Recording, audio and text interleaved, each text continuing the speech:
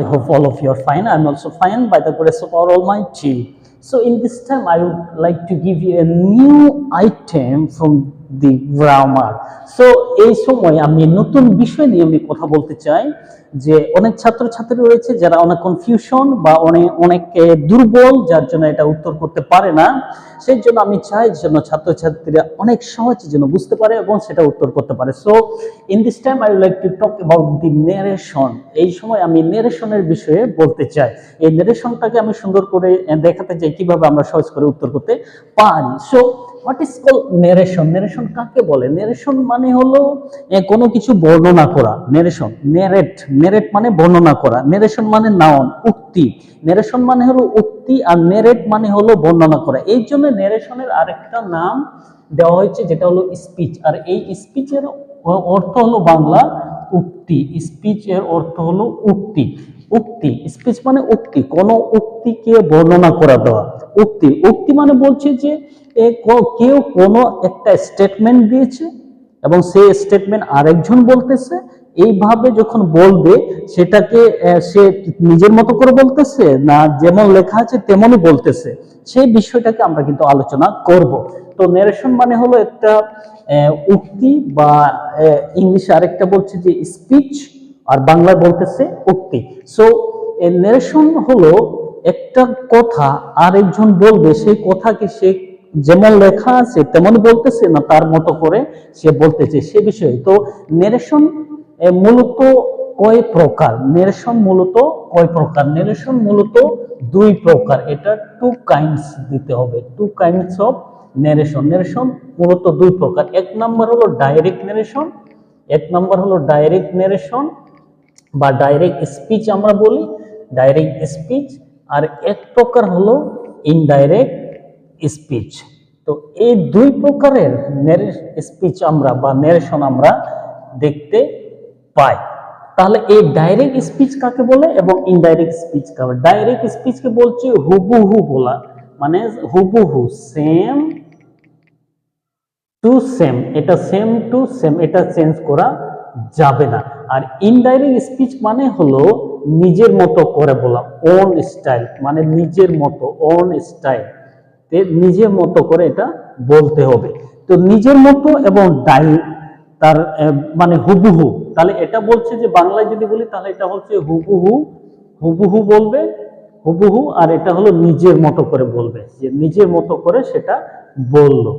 নিজের মতো করে বলা এবং হুবহু বলার মধ্যে অনেক পার্থক্য রয়েছে। তো মূলত আমরা জানি যে নেরেশন তাহলে কয় প্রকার? নেরেশন কিন্তু দুই প্রকার। একটা হলো ডাইরেক্ট স্পিচ, অর্থাৎ ডাইরেক্ট হুবহু বলতেছে সেম টু সেম, আর একটা হলো ইনডাইরেক্ট স্পিচ, যেটা নিজের মতো করে বলবে, সেটাকে কিন্তু নেরেশন বলে। তাহলে মনে থাকতে হবে যে নেরেশন দুই প্রকার, একটা হলো ডাইরেক্ট স্পিচ আর একটা হলো ইনডাইরেক্ট স্পিচ। ঠিক আছে? তো এই নেরেশন, তাহলে এখানে আবার আমরা দেখি যে এই নেরেশনের কয়টি অংশ, নেরেশনের কয়টি অংশ রয়েছে। How many parts of a speech? তাহলে এখানে নেরেশনের কয়টি অংশ? দুইটি অংশ রয়েছে, টু পার্টস। এখানে দুইটি পার্টস রয়েছে, দুইটি অংশ রয়েছে।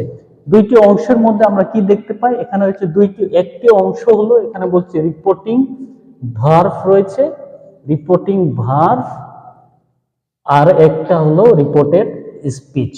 এটা হলো রিপোর্টিং ভার্ব এবং রিপোর্টেড স্পিচ। এইটা হলো নেরেশনের দুইটি অংশ। এই দুইটি অংশের মধ্যে কিন্তু রয়েছে। তাহলে এই রিপোর্টিং ভার্ব কি? রিপোর্টিং ভার্ব কি? যে রিপোর্ট দেয়, যে ক্রিয়া রিপোর্ট দেয়, যে ক্রিয়া মানে ভার্ব রিপোর্ট দেয়, রিপোর্ট দেওয়া, এটা হলো রিপোর্ট দেয়। এবং এটা হলো যেটা স্পিচটি, যেটা উক্তিটি থাকতেছে সেটা হলো বিষয়। এখনো তাহলে এখানে পরিষ্কার করে আমি জিনিসটা বোঝাচ্ছি, রিপোর্টিং ভার্ব মানে যে ক্রিয়া রিপোর্ট দেয় তাকে রিপোর্টিং ভার্ব করে, এবং রিপোর্টেড স্পিচ হলো যেটা কি করা হয়েছে, যে উক্তিটি রিপোর্ট করা হয়েছে সেটা হলো reported speech. Just let me give you an example. Suppose he said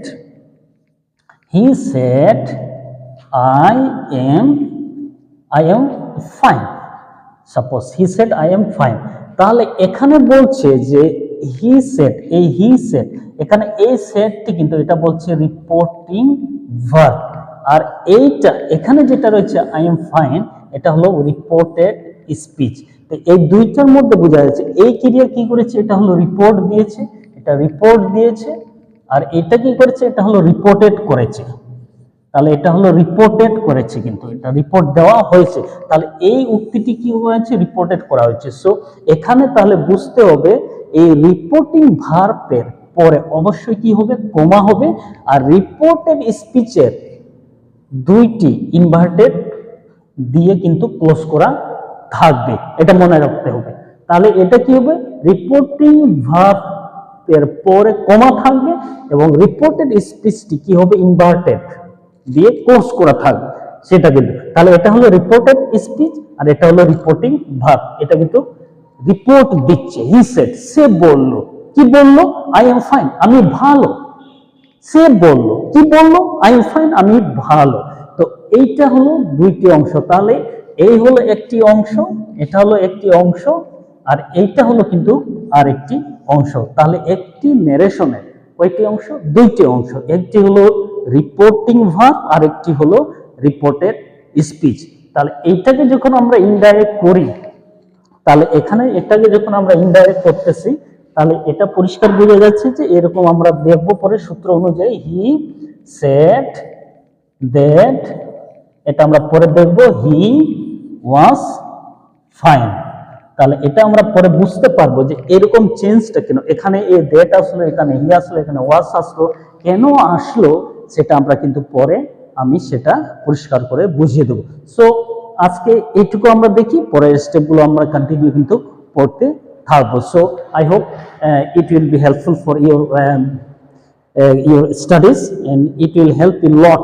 I think it will help a lot, because many students are very weak in our country, and even they cannot answer this question, and also I think that it is a very hard question up to the SSC level or intermediate level. So many students cannot answer it, because there are so many things to know about it. So thank you so much, keep on flowing, and it will be good for you.